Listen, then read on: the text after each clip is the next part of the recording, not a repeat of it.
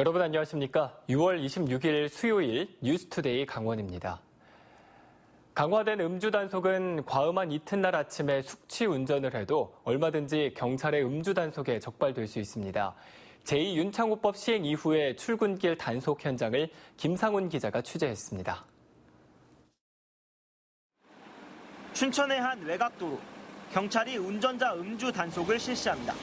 출근길 숙취 운전자를 적발하기 위해서입니다. 제2윤창호법 시행 첫날 아침 단속 현장에 나와 있습니다.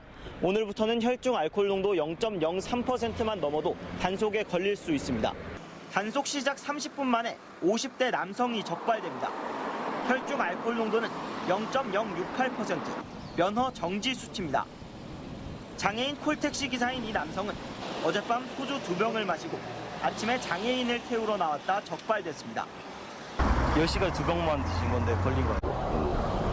원래 한 병만 딱 먹어야 되는데. 잠시 뒤 또 다른 택시 운전사에게 음주가 감지됩니다.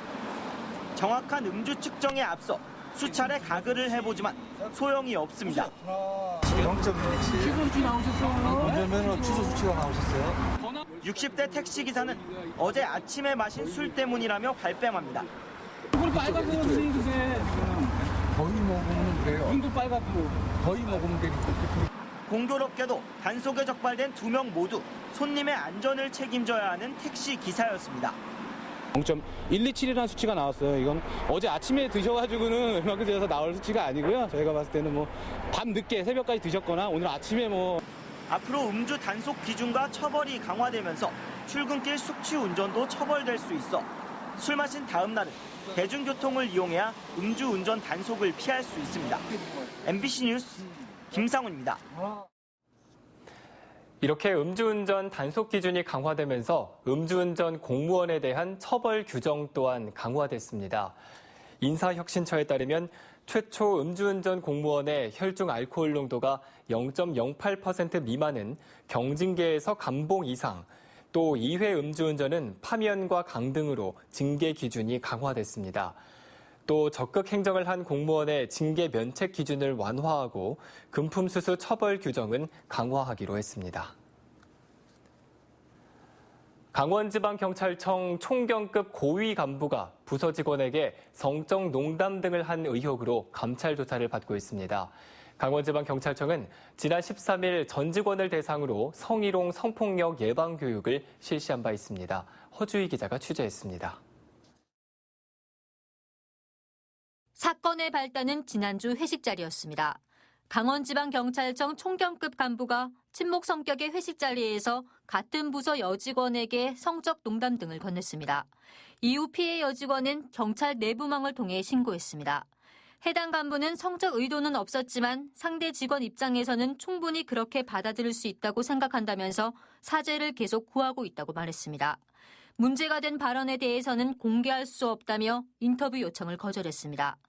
해당 총경은 다른 지방청으로 대기 발령이 났습니다.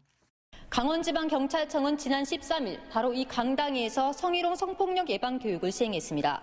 하지만 열흘도 안 돼 이번 사건이 발생했습니다. 강원지방경찰청은 총경 이상 고위 간부는 본청에서 직접 감찰 조사를 벌이고 있어 구체적인 내용을 공개할 수 없다고 말을 아꼈습니다. 지난해 6월에는 회식을 마치고 귀가하는 부서 직원을 택시 안에서 강제 추행한 혐의로 도내 모 경찰서 소속 경찰관이 벌금 150만 원을 선고받았습니다. 범죄를 막아야 할 경찰 조직의 내부에서 성적으로 무리를 빚는 사건이 잇따르면서 비판 여론이 높아지고 있습니다.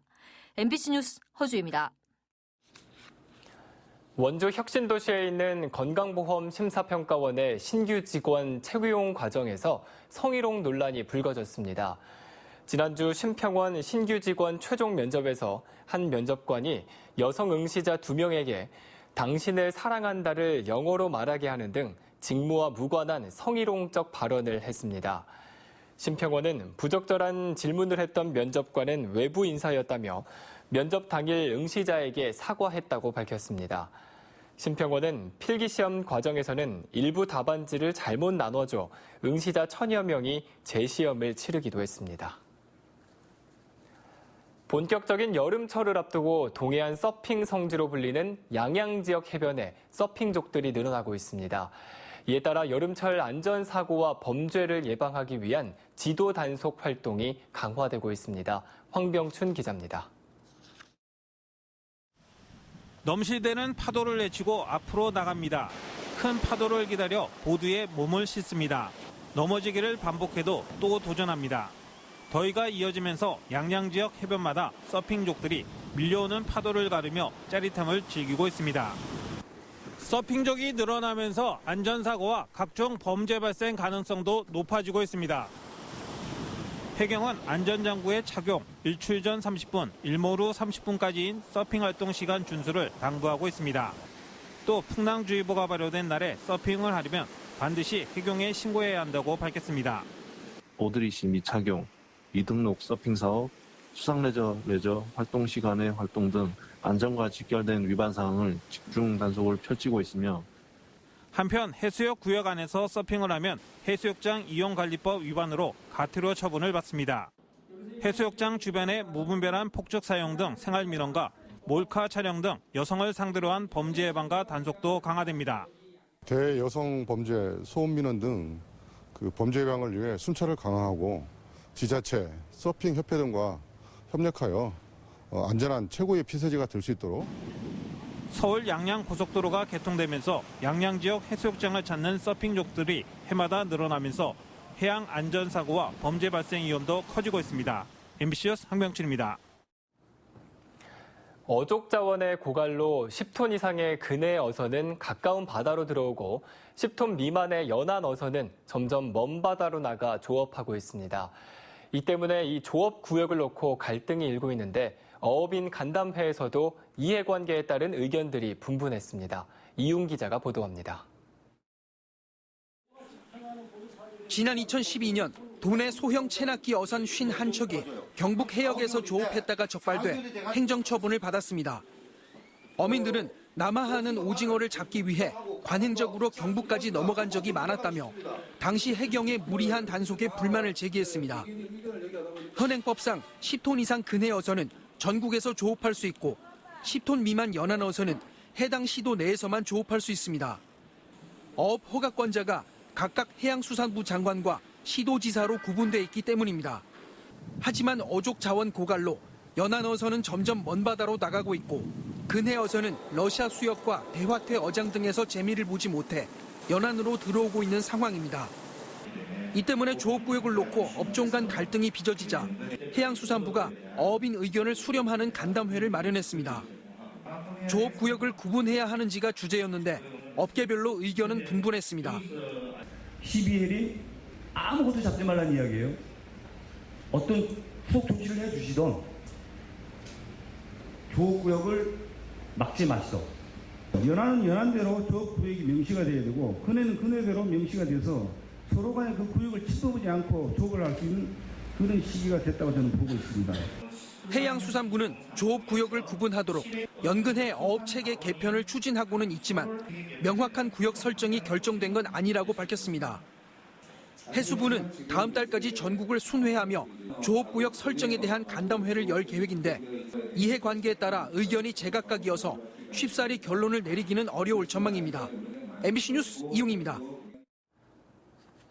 삼척시 교동택지에서 해안으로 이어지는 도로가 비좁고 굴곡과 경사가 심해 사고의 위험이 높습니다. 이에 따라 삼척시가 도로 구조 개선을 위해 이곳에 대형 터널을 뚫어 직선화하기로 했습니다. 이형진 기자의 보도입니다. 삼척 교동 7번 국도에서 새천년 해안도로로 이어지는 광진길입니다. 주택지에서 해안을 연결하는 가장 가까운 도로지만 굴곡과 경사가 심해 사고 위험이 높습니다. 길이 1km인 이 길은 특히 겨울철 사고 위험이 높고 관광버스나 대형 차량은 넘나들 수가 없습니다. 고갯길이 굉장히 경사가 가파르고 높고 또 동절기에 눈이 많이 오고 그러면 지역 주민들이 굉장히 다니기 불편하고 어려움이 많았죠. 위험도 있고. 삼척시가 광진도로 개선 사업에 나섰습니다. 국도에서 새천년 도로까지 길이 900m, 폭 10m로 직선화합니다. 가장 높은 구간인 고갯길에는 길이 280m의 터널을 개설합니다. 삼척시는 모두 92억 원의 사업비를 투자하기로 하고 올해 5억 5천만 원의 예산을 세워 설계 작업에 착수했습니다. 삼척시는 내년 초까지 설계와 인허가 절차를 모두 마치고 본공사에 들어가 오는 2023년 완공할 계획입니다. 터널 280m를 포함해서 총 900m 구간이 되겠습니다. 금년 6월에 실설계 용역을 착수를 해서 내년 상반기까지 설계를 마칠 계획이고 사업은 23년까지 완료할 계획입니다. 주민들의 오랜 수건인 교동 해안도로 직선화가 완공되면 안전사고 위험이 대폭 줄고 교통 소통도 원활해질 것으로 기대됩니다. MBC 뉴스 영진입니다. 강원도가 사물 인터넷에 기반한 문화재 보호 시스템을 확대하고 있습니다.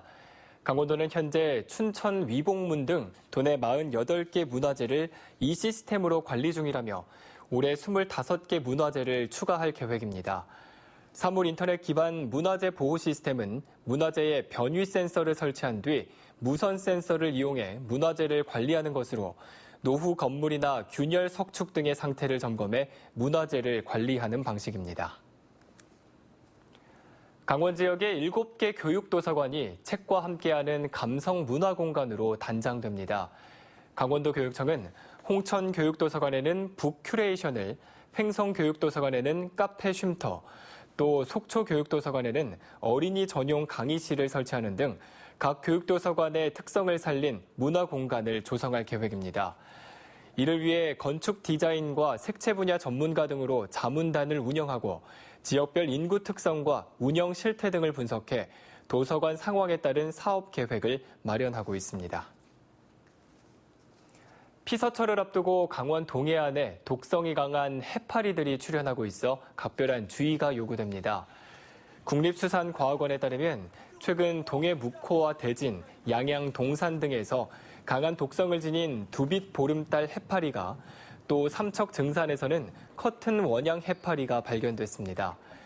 약한 독성을 지닌 해파리도 동해 묵호와 망상, 양양 물치 등에서 발견됐습니다. 수산과학원은 해수욕장 안전관리에 주의가 필요하고 맹독성 해파리를 발견하면 신고를 당부했습니다. 강릉시는 염전 해변을 시작으로 올 연말까지 군 경계 철책 10.5km를 철거할 계획입니다. 강릉시는 지난 2월까지 해안 감시 장비와 투광기 등의 시설 설치를 마무리하고 이번 주부터 강동 염전 해변 경계 철책 1.6km를 철거할 계획입니다.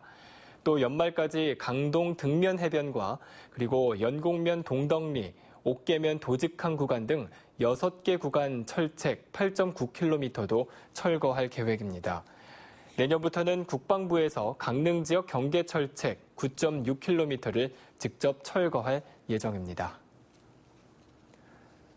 65살 이상 노인 인구가 27%로 도내에서 두 번째 고령화율을 보이고 있는 횡성군이 노인 교통사고 예방을 위한 복지 정책들을 추진합니다. 횡성군은 노인들이 신호 대기 시간에 앉아서 쉴 수 있도록 횡성군 보건소와 횡단보도 등 횡성읍 10개 신호등 기둥에 접이식 의자를 설치하고 향후 수요에 따라 확대 설치할 계획입니다. 또 해마다 급증하고 있는 고령 운전자 교통사고 예방을 위해 어르신이 운전합니다라는 스마일 스티커 5,000장을 70세 이상 차량 운전자에게 배부할 계획입니다. 한국관광공사가 다음 달 8일까지 국내 5개 도시 일주일 살아보기 참여자를 모집합니다. 모두 10개 팀을 선발해 6박 7일의 숙박비를 지원하며 참여자들은 해당 도시 가운데 한 곳을 골라 여행 계획을 제출하면 됩니다. 이번 행사는 숙박 중개 플랫폼 2곳 등과 연계해 영월과 충주, 보성, 남해, 경주 등 5개 도시 10개의 숙박업소가 참여할 예정입니다. 강원도의 수출이 8개월 연속 플러스 성장했지만 수출 규모는 전국 하위권인 것으로 나타났습니다. 강원도는 도내 수출 실적이 2018년 9월 이후 8개월 연속 플러스 성장을 했다며 2년 연속 수출액 20억 달러 달성이 가능할 것으로 전망했습니다. 의료용 전자기기와 자동차 부품 등 강원도 주요 수출품의 판로가 미국과 중국뿐 아니라 인도네시아와 인도, 멕시코 등으로 다양화한 것이 증가세 유지 원인으로 분석되고 있습니다. 하지만 올 들어 5월까지 수출 규모는 8억 5천만 달러로 전국 17개 시도 가운데 세종시와 제주도를 빼고 가장 낮은 것으로 나타났습니다. 북평산업단지의 지방 중소기업 특별지원지역 지정이 내년 3월에 만료됨에 따라 동해시가 재지정을 건의하기로 했습니다. 지방 중소기업 특별지원지역은 생산 실적이 부진한 산업단지의 활성화를 위해 중소벤처기업부가 5년마다 지정하며 북평산업단지는 1995년 최초 지정 이후 세금 감면 혜택과 함께 158억 원의 자금이 입주기업에 지원됐습니다. 동해시와 강원도는 올해도 물류비와 폐수처리비 16억 원을 입주기업에 지원할 계획입니다.